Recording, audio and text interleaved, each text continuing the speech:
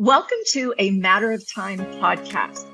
My name is April Christofferson, and I am an occupational therapist, business owner, and healthcare consultant from Colorado. The intent of this podcast is to educate allied health professionals, parents, and the public about tools and strategies which support development, rehabilitation, and general health of children and adults without age or diagnostic bias. This podcast is produced and sponsored by the InteractiveMetronome Corporation, and any questions or inquiries can be directed to their website at InteractiveMetronome.com. Welcome to a Matter of Time podcast. My name is April Christofferson, and I am an occupational therapist, a business owner, and a healthcare consultant out of Colorado. The intent of this podcast is to educate allied health professionals, parents, and the public about tools and strategies which support development, rehabilitation, and general health concerns.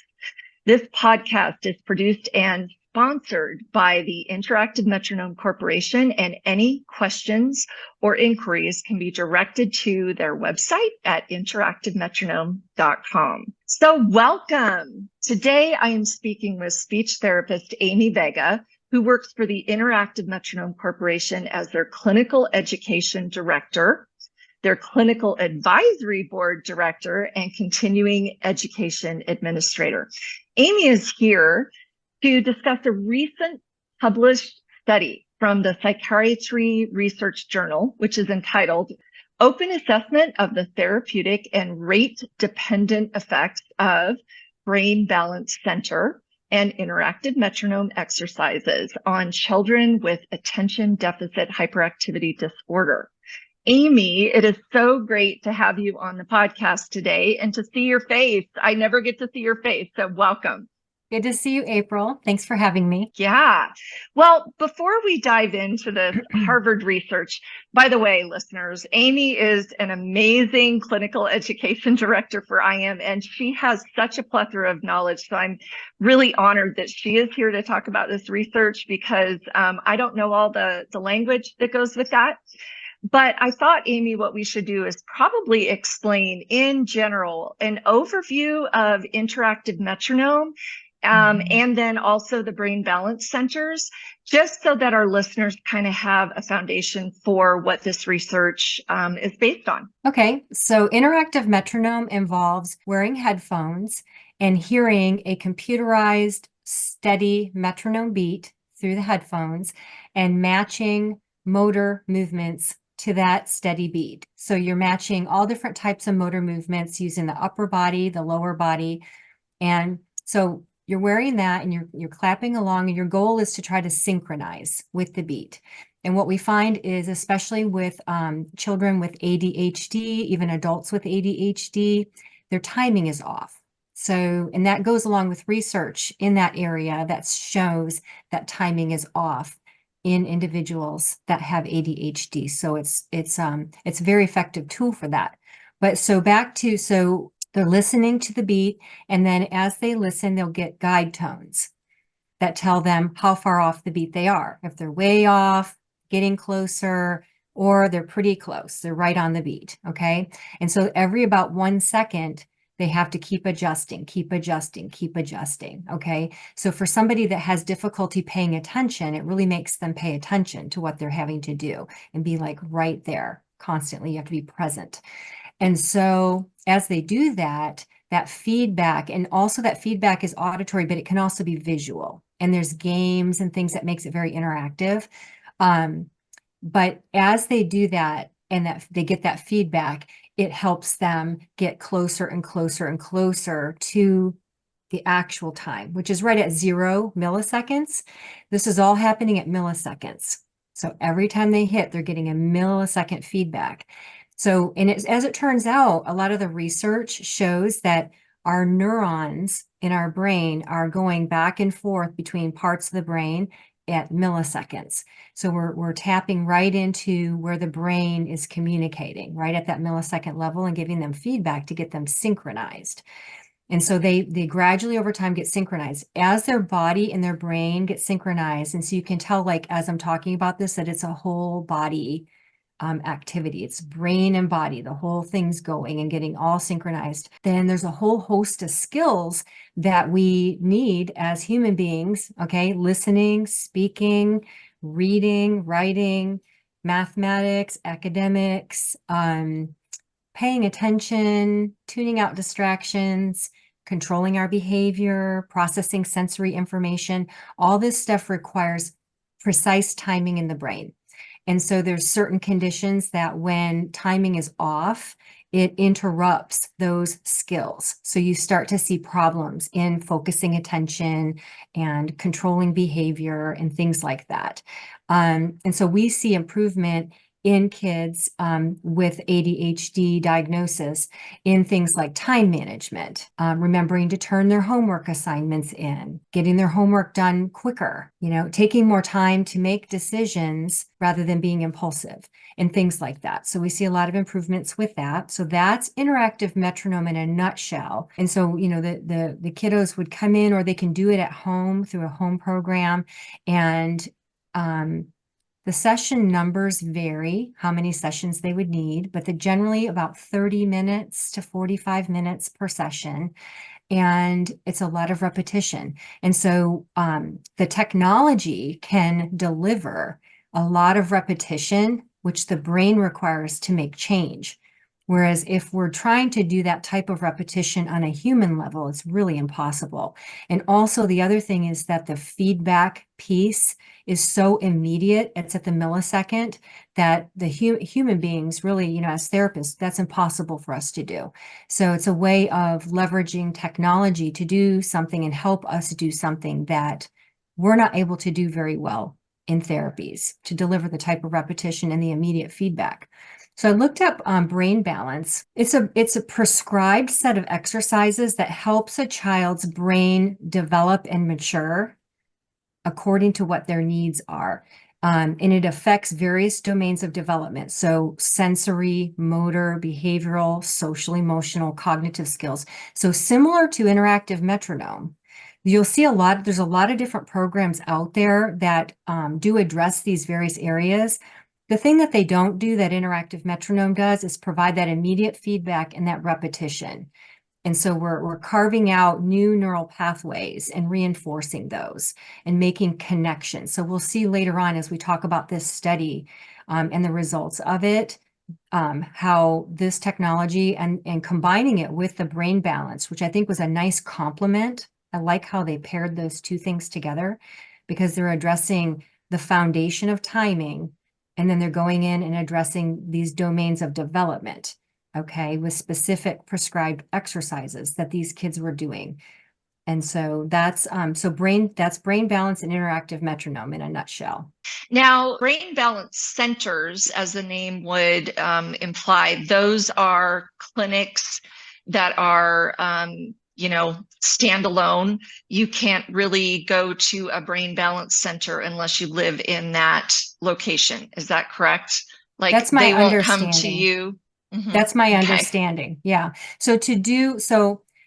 While the study that we're going to talk about shows a lot of improvement, and they did this combined approach, we also have clinical results and other research that shows improvement with just doing the interactive metronome. So somebody could do that at home if they're not near a clinic that does interactive metronome, or it's more convenient for them, or they could do it in a face-to-face setting with a therapist, or professional educators use interactive metronome, depending on what their need is.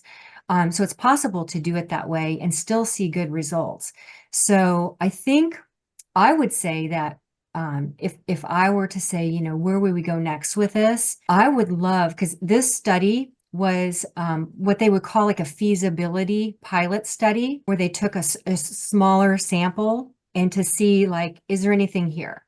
Okay. Is there anything substantial in terms of the results that we could then do a very big study, which is now, what they said they wanted to do is a very big study and get that funded by somebody like the National Institutes of Health or something like that, and look at a much larger number So I would hope that in the future, when they look at that much larger number, that they would tease out more, okay, interactive metronome versus the brain balance, and design the study so that you could see the effect of just interactive metronome, the effect of just brain balance, the effect of combining those two, and then see what the results would be. So at this point, we know that combining was very effective. And I think that before we dive into those results, what I'd like to do for our listeners is talk a little bit about ADHD and what that is. I'm going to read something from psychiatry.org, which is a definition of attention deficit hyperactivity disorder. ADHD is what we will refer to it as today, but it is one of the most common mental disorders affecting children. Symptoms of ADHD include inattention, not being able to keep focus, hyperactivity, excess movement that is not fitting to the setting, and impulsivity or hasty acts that occur in the moment without thought. ADHD is considered a chronic and debilitating disorder and is known to impact the individual in many aspects of their life, including academic and professional achievements, interpersonal relationships, and daily functioning. Now, if you have ADHD, you know all of these things, but some people don't really understand it. An estimated 8.4% of children and 2.5% of adults have ADHD. And ADHD is often first identified in school-age children when it leads to disruption in the classroom or problems with schoolwork. It is more commonly diagnosed among boys than girls, given differences in how the symptoms present. However, this does not mean that boys are more likely to have ADHD. Boys tend to present with hyperactivity and other externalizing symptoms, whereas girls tend to have inactivity. Many children may have difficulty sitting still, waiting their turn, paying attention, being fidgety, and acting impulsively. However, children who meet diagnostic criteria for ADHD differ in that their symptoms of hyperactivity, impulsivity, organization, and/or inattention are noticeably greater than expected for their age or developmental level. These symptoms lead to significant suffering and cause problems at home, at school, or work, and in relationships.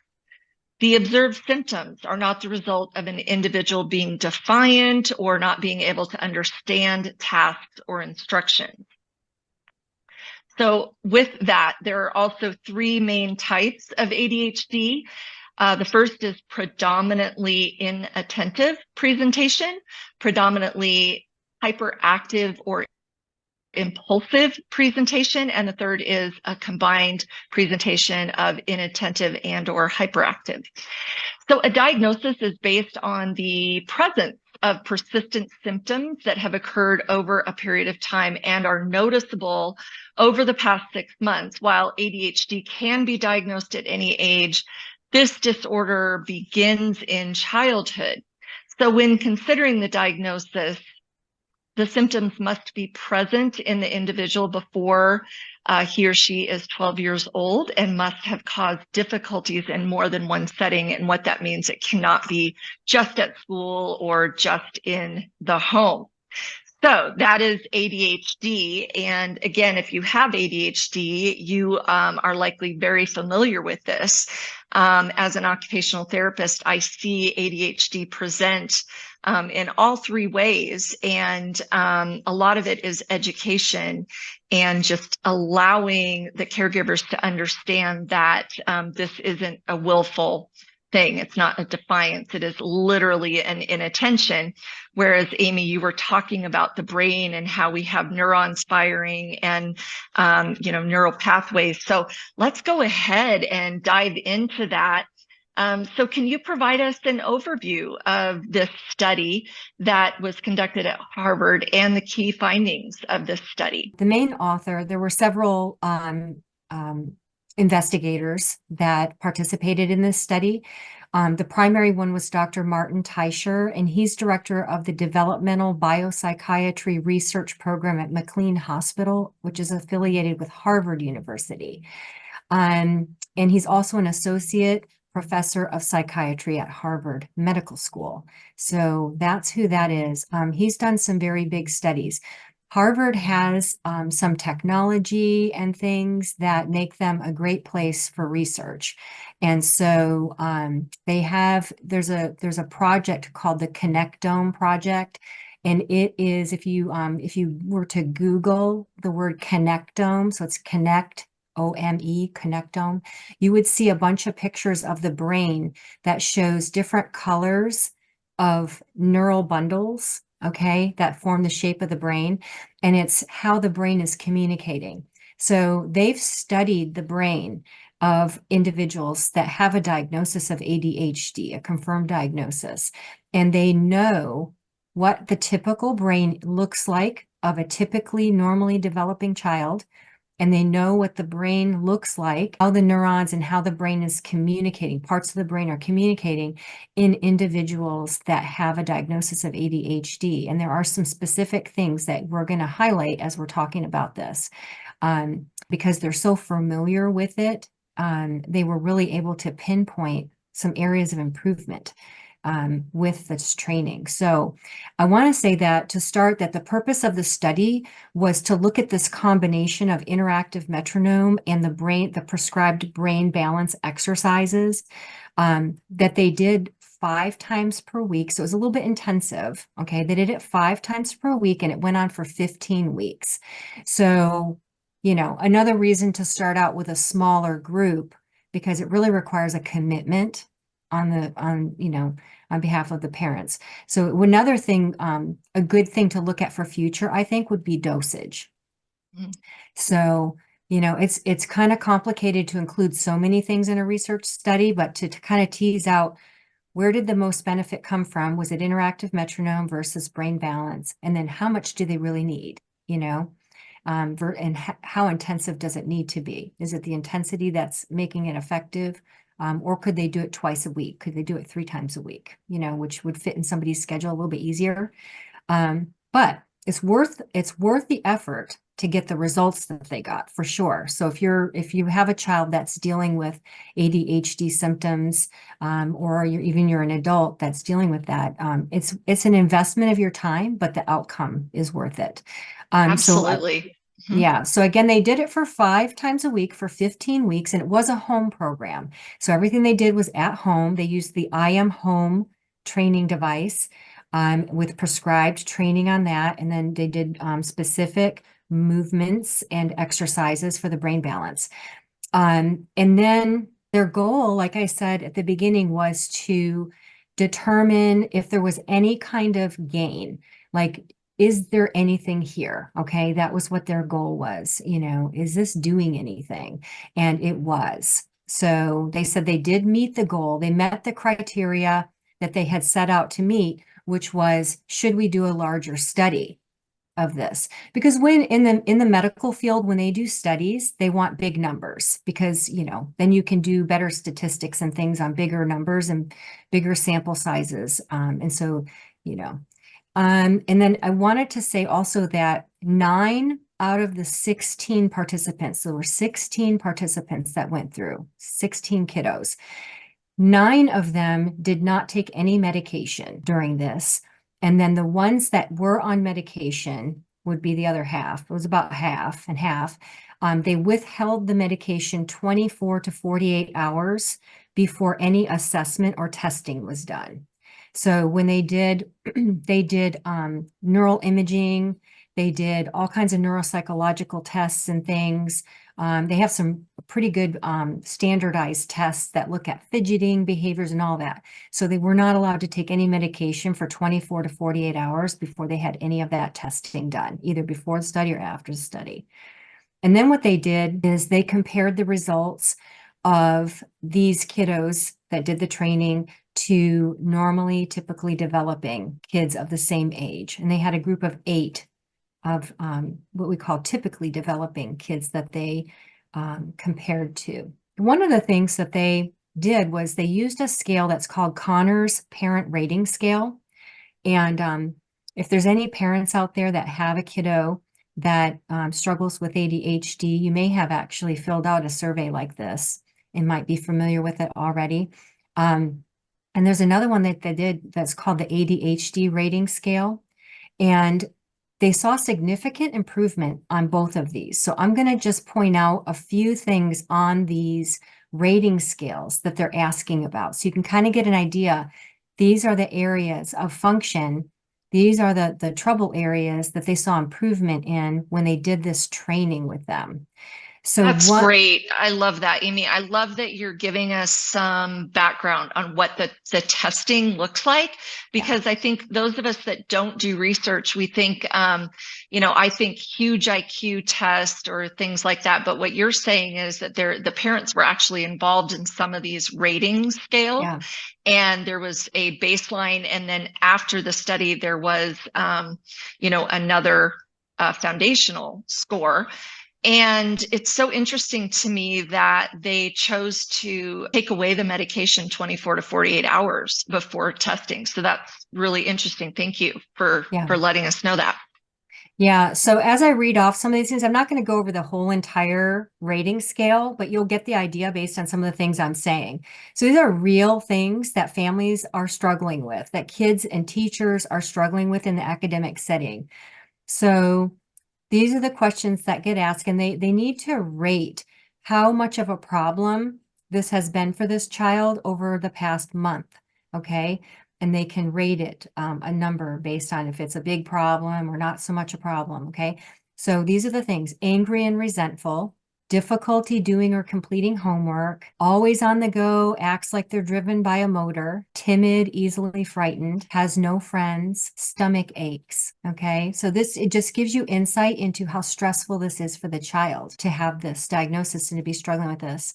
Fights, avoids or expresses reluctance, has difficulty engaging in tasks that require sustained mental effort, reading, doing homework. Has difficulty sustaining attention in tasks or during play activities, argues with adults, keeps checking things over and over again, loses friends quickly, restless, overactive, trouble concentrating in class, loses their temper, excitable, impulsive. We talked a little bit about that they kind of are in haste. They rush to make decisions and then regret. They're irritable, headaches, fails to finish things that they start. I mean, it just goes on and on. Has a lot of fears, easily distracted, talks excessively. So, the list goes on and on. There are actually about 76 different items listed on that Connor's Parent Rating Scale. And then the ADHD rating scale, because they're published tests, they have reliability statistics and things like that. So these are validated basically to show that there are effective measurements of a person's situation, like how they're doing at one time, and then if they make improvement, how they're doing it at other times. So it's a pretty good, reliable measure. And then the ADHD rating scale is similar: fidgets with hands or feet, squirms in their seat, doesn't seem to listen when they're spoken to, doesn't follow through on instructions, fails to finish their work, loses things, can't find their backpack, don't know what they did with their homework, difficulty waiting their turn, interrupts a lot. Yeah, even a couple of those as an adult, it kind of makes me anxious even thinking about a couple of those things. And I know plenty of adults that would just give up and they wouldn't complete a task if they had those challenges. And what you're talking about is multiple challenges that are stemming from not just language, but executive processing and the frontal lobe and our agency to be able to make decisions and things. So, it does put it into perspective what these kids are dealing with. Another test that they gave was something called the Quotient ADHD system. And this is actually a test for ADHD that was developed at Harvard by Dr. Teicher. And it is a way of measuring the symptoms of ADHD in an objective way. So when you're observing somebody's like fidgeting behavior and stuff, it's hard to objectify that and say, did they make improvement in fidgeting? It looked like they did. So he created this technology, this program. It's a computerized program that actually has a camera and everything, and it measures fidgeting behavior in different aspects, like hyperactivity, impulsivity, and inattention. And so Fascinating. there were significant results on that test as well. And then some other neuropsychological tests that they gave that they said indicated a therapeutically beneficial effect of the interactive metronome brain balance training that they did, that they said couldn't be the result of like a placebo. So that's always something, when they're doing research, they want to make sure that it isn't something that happened by chance or isn't something that happened because they were having fun or they were engaged in it, or they were getting, positive feedback. And so they found that the effect on the kids that did this training were similar to the effects that they see when they give kids a low dose Ritalin or one of those methylphenidate medications. There's several, they go by several different names, but Ritalin is one of them. And so this training had the same effect on them because what they do is they also measure the effect of these medications by giving these tests. So they can compare back to, when we gave them medication, this is the change in their performance. This is the change in their brain function. And so they were able to look at this training and say, okay, this is the change that we've seen. And it's very similar to what we see with those medications. And also wanted to say about those neuropsychological tests that they did them before training and after training. And they saw that the children demonstrated better self-control and attention on those neuropsychological tests. So for example, they had one called the Tower of London. And so initially when they first gave it, the children were kind of quick, like hasty to make decisions and to respond, and they were less accurate. And so what they found is after the training, they were more deliberate in their responding and they were more accurate in their responding. And then the other tests that they gave confirmed that. So they were similar, like looking at similar abilities, those different tests. And so, so there were good results on the tests that they gave. So when you're talking about it not being a placebo effect, the credit has to be given to these interventions that we're talking about, both the interactive metronome and brain balance center exercises. Yes. And so like I said, the statistics that they did. So if you were to read their paper, it's a lot of technical statistical information to show that it is statistically significant. And so, but just to make sure that I say their goal with this was not to come out necessarily and say, run with it. Although for me, it would give me a lot of hope and say, there's a very good potential here. Okay. And the other research that we have would validate and say, we've got results here. Okay. But their goal with this study was to say, is this doing anything? Is it significant? Is it substantial enough that we would take the effort that it would take to get a huge sample of kids and the funding and everything and do a very large study?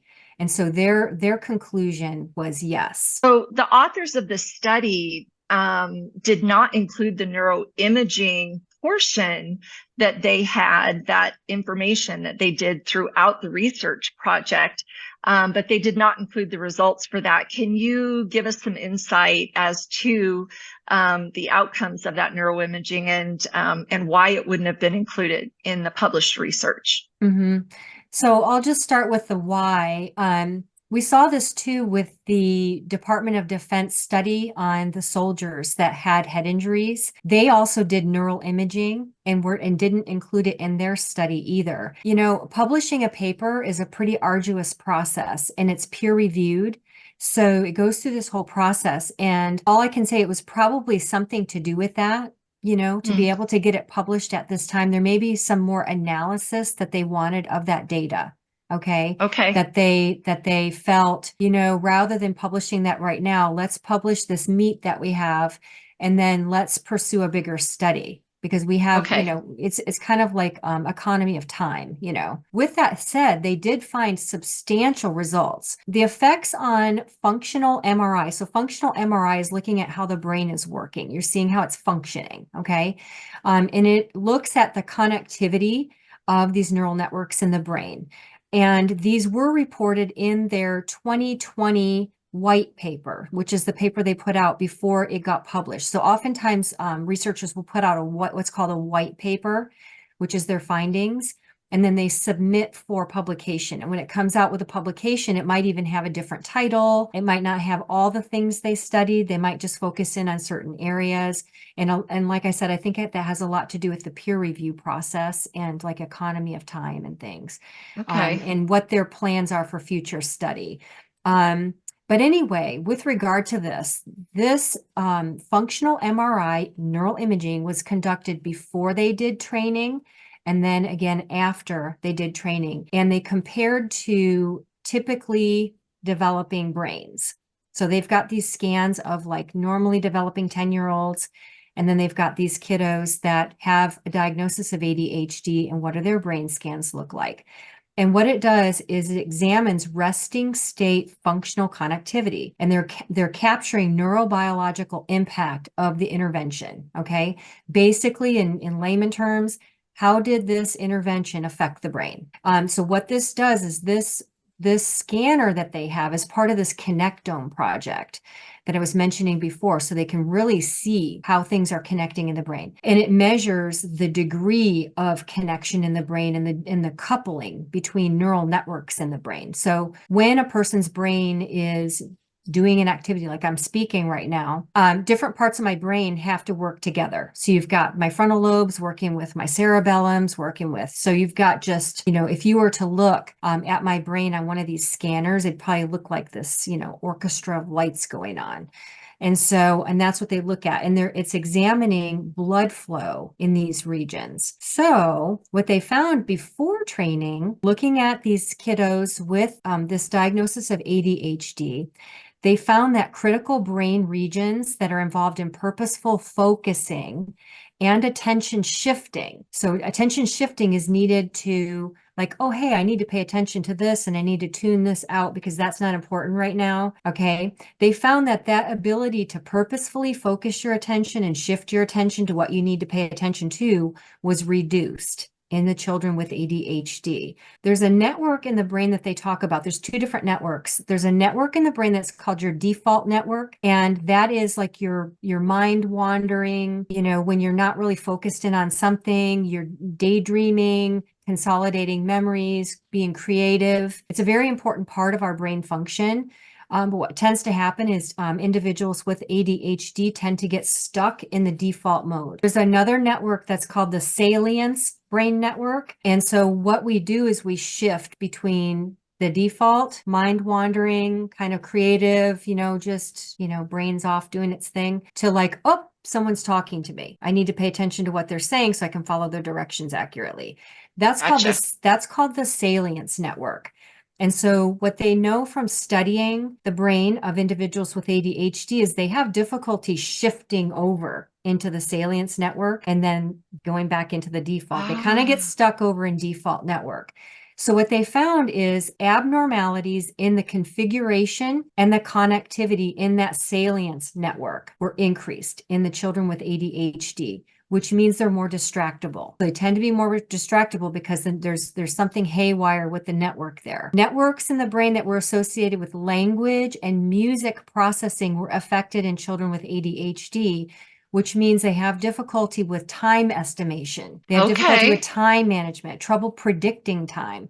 And which means also trouble with timing. So if you think about music, there's a lot of timing involved with that. So it's not surprising that when you get them on InteractiveMetronome, you can see the trouble with timing. So that's the other thing about InteractiveMetronome we didn't say at the beginning is it is an assessment tool and a training tool. So you can actually measure this timing ability and then improve it and measure the result. What you're saying is that a child or an adult really with ADHD has some challenges with time, like if we talk about seconds, minutes, hours, but then also what you're saying is that their timing or their response to a stimulus is also either delayed, either post stimulus or pre stimulus. So we're either impulsive or we're reactive to a stimulus where, Right. it can really disrupt daily life, right? Because if I want to go outside right now, I'm going to move to the door, even though I know I need to wait my turn if the classroom isn't ready to transition.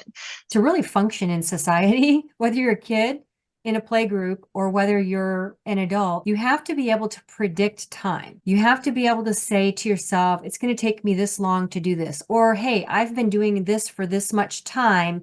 Maybe I need to go do this now. So we see that individuals with ADHD tend to kind of get stuck and they're doing something much longer than they should be doing it. Okay. And they don't switch over to do something else that they needed to switch over and do. So you can see that being a problem for an adult, like in a workplace and that kind of thing. But what happens with, like, when you're doing interactive metronome, you're not reacting to the beat. You're anticipating it. You're anticipating the rhythm. So as you clap to the beat, because you're trying to match it, bing, bing, bing, bing, you are predicting it. So you're predicting that rhythm, okay? Because if you were trying to react to it, it'd be bing, There you bing, go. bing. And we see this in some people. And then you see people that just are like no timing, and you're like bing, bing, bing. Yes. You see all different kinds of things. But it's all relating back to these everyday skills that we need to have. And what's so fascinating is, when they actually looked at the brain, they're seeing these areas. So there's some other areas here too. They found reduced. So this, mind you, this is all before they did training. You hate to say someone's typical or put everybody in the same box, or bin, because everyone is unique and an individual, but there are similarities in brain function that contribute to this diagnosis. So there was reduced connection between areas of the brain that are responsible for visual memory and comprehension, resulting in some deficits in those areas. So a lot of times we hear that kids are struggling with being able to remember things and working memory and that and being able to, like, in a conversation, being able to hang on to the conversation while you're having the conversation. You lose your train of thought and can't remember what you were saying. There was reduced volume in the part of the brain that's responsible for emotional regulation. So in that region of the brain was also associated with vestibular, so your sense of balance and visual information, and it's involved in balance, vestibular reflexes, and eye movements. That's a whole thing too, because a lot of times with this diagnosis, it's like you're already dealing with this host of issues, but a lot of times they end up going to a developmental optometrist because you've got eye tracking issues, and also you're doing sensory integration therapies, and there's vestibular, balance issues and things, which also affect the vision. And when this network is affected in children, they often demonstrate hyperactivity. Also, oftentimes have poor posture and trouble with their balance. So it's just all connected, really. After training, these differences that they saw, so the things that I just mentioned are all the differences that they saw in the brains of individuals with ADHD. After training, all those differences went away. All of those differences were completely eradicated. They resolved completely and were no longer statistically significant. There were several improvements in addition to their brain becoming more like the typically developing 10-year-old brain, they saw these additional improvements. They said there was more connectivity in a part of the brain that's called the hippocampus, which is associated with your visual, spatial working memory, which is something that individuals with ADHD often struggle with. So they said they had more improvement in there. They had greater balancing of the neural connections and connection of the salience network. So remember we said before that that area was kind of haywire and they were stuck in default mode, mind wandering mode, and they had trouble switching over, and there was problems with the wiring of that salience network.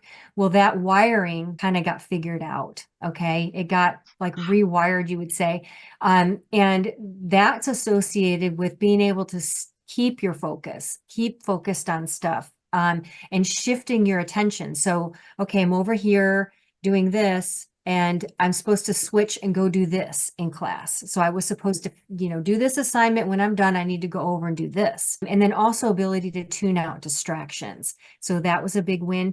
And then individuals with the ADHD showed patterns of altered connectivity between that default mode and the salience mode, meaning that doing the interactive metronome and brain balance training resulted in like a reciprocal connectivity. We talked about before, like where they kind of get stuck in default and can't go over to salience. So you need to be able to shift back and forth fluidly. Okay.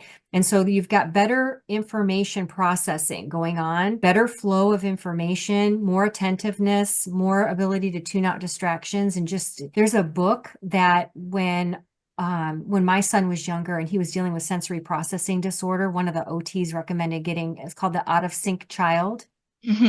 By Carol Stott Cranowitz. And so you tend to see, these kiddos seem out of sync. So, when you're doing the interactive metronome, you can actually see it in the timing. And then as their timing gets better, they get more in sync. Then you can see in their real environment, in school, home, wherever it is, they're more in sync. This is also this part of the brain, this shifting back and forth, this fluid shifting between the default and the salience network also has to do with some of our higher cognitive skills like planning and thinking ahead. So like if you look at like the Tower of London test, where you have to be a little bit more deliberate in your decision making or you're going to make errors. Okay. So in everyday life, you've got to be sometimes deliberate in your thinking. Even if you're a kid, you got to think things through a little bit. Don't just run out in the street, look left, look right. Okay. There was increased connection between the motor area of the brain and the frontal part of the brain, which meant that they were able to monitor, like self-monitoring. So self-monitoring, self-control,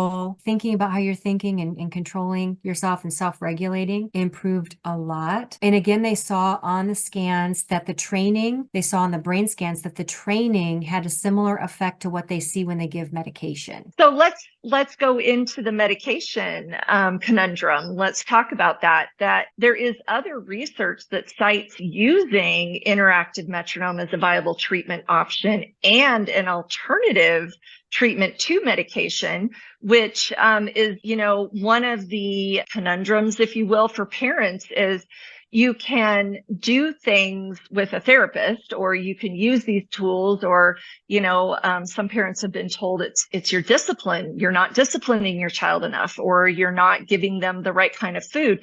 All of those things are important. But if you go to a doctor, what they're going to tell you is here's your option, medication, right? And so even today, I was speaking with a mother who said, I don't want to put my child on medication because basically what you're doing is you're giving them, a Ritalin, an upper, if you will. And for some reason that has been shown to be effective in the brain of a child or an adult with ADHD.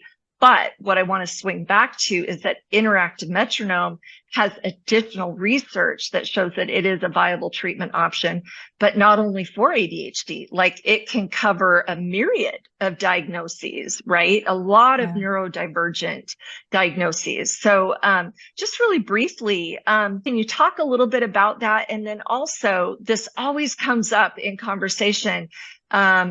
Does IM pay for this research to be published? Okay, so that's a good question. So, as far as like addressing the pay thing, more what interactive metronome does is if people are interested in doing research, we offer to train them how to use the technology, and we may give them a loaner of the technology, but we don't get involved necessarily in planning their studies or paying for their research. I would say, maybe early on, there may have been one or two studies that interactive metronome funded as they were getting off the ground early on, but nothing since. Now, like I said, we will give them training for how to use the equipment, and we will give loaners, or we have in the past, give loaners of equipment to be used for the study. But as far as like the, development of the study and carrying it out and paying for it and all that, as far as the medication goes, it's a good question and it comes up a lot. I would say at this point in time, there's no specific research that compares,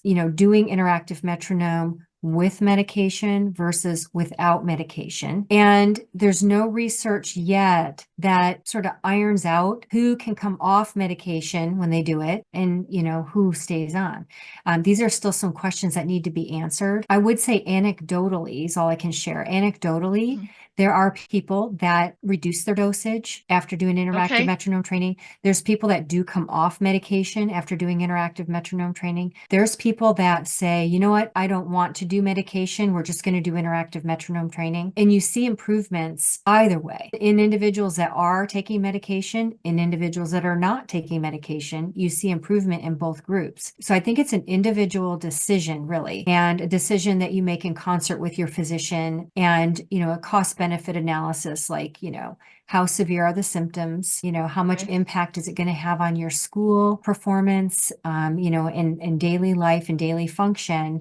Do you need that to function while you're doing the training? And then you can reevaluate after the training, to see if you can come down on your dosage or come off. And so at this point in time, it's really an individual decision until, we have some ironclad research. And that would be another great thing. I mean, it's hitting a lot of questions, really, but like this study, if they did plan another study at Harvard and did a bigger study, it would be nice, especially having a larger group, to kind of tease out some data, what the gains were in the group that did not take medication versus the group that did take medication. At this point, all of them made improvement, but it didn't tease it out specifically to say, this is definitely an alternative for everybody. Okay. I don't think we can say that yet. Right.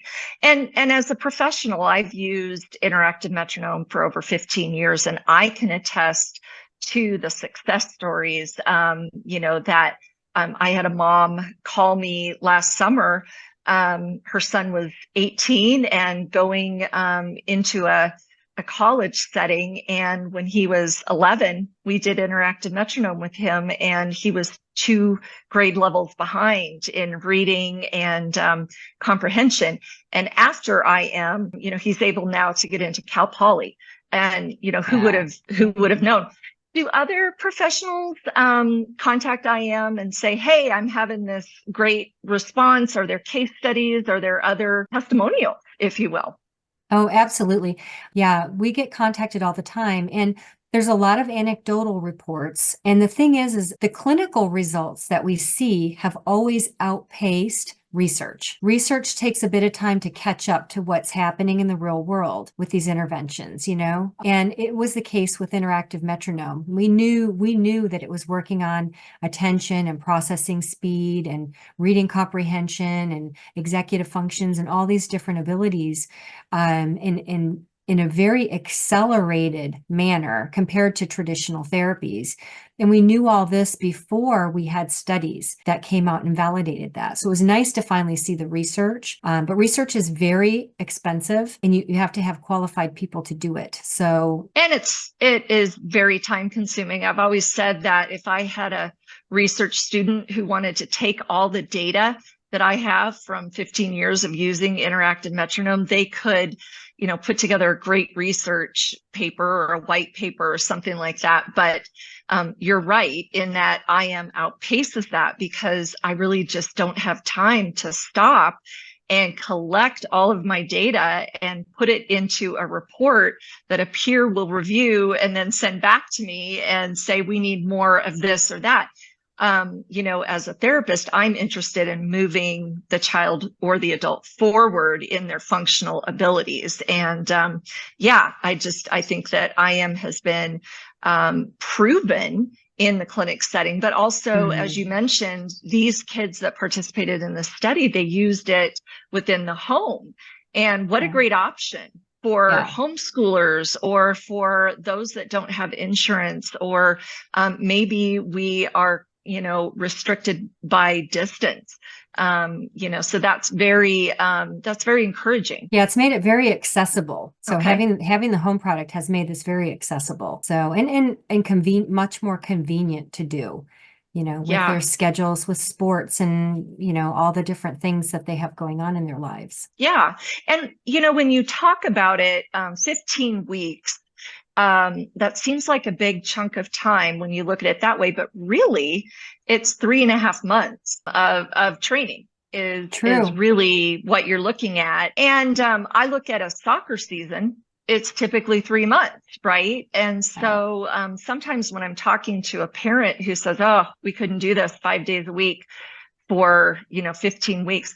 Yeah, but could you do it 3 times a week for 12 weeks? Or could we, dose this a little bit more manageable where if you're going to take your kid to soccer 5 days a week anyway, would you rather have your kid really good at soccer, but probably not good enough to get a scholarship and then not have the ability to learn and stay on task and read and, all of the things that you mentioned?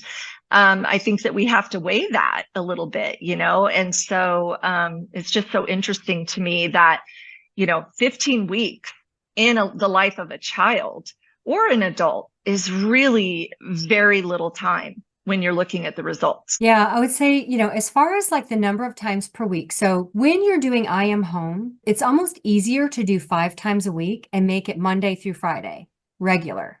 Okay. It just becomes part of your routine regular versus like every other day or, hit it 2, 3 times a week. The other thing is that a lot of times we make the home sessions a little shorter to kind of Okay. strike a balance, because it's hard to keep someone engaged for so long, especially, with this diagnosis. So the sessions might start out a little bit shorter. So you hit it a little bit more, so Monday through Friday. And we really don't find too many people complain. They fit it into their schedule. If you can't do 5 times a week, it's possible to do it 3 times a week because we see gains with 3 times a week. So it doesn't have to be the 5 times a week, but to measure it like they're doing it in the study, all I can do is take like what they said in their study and the gains that they saw and compare that to what we do in the real world. Okay. Because sometimes research isn't, it's not exactly real world sometimes, it's Right. very intense and there's a lot involved with it.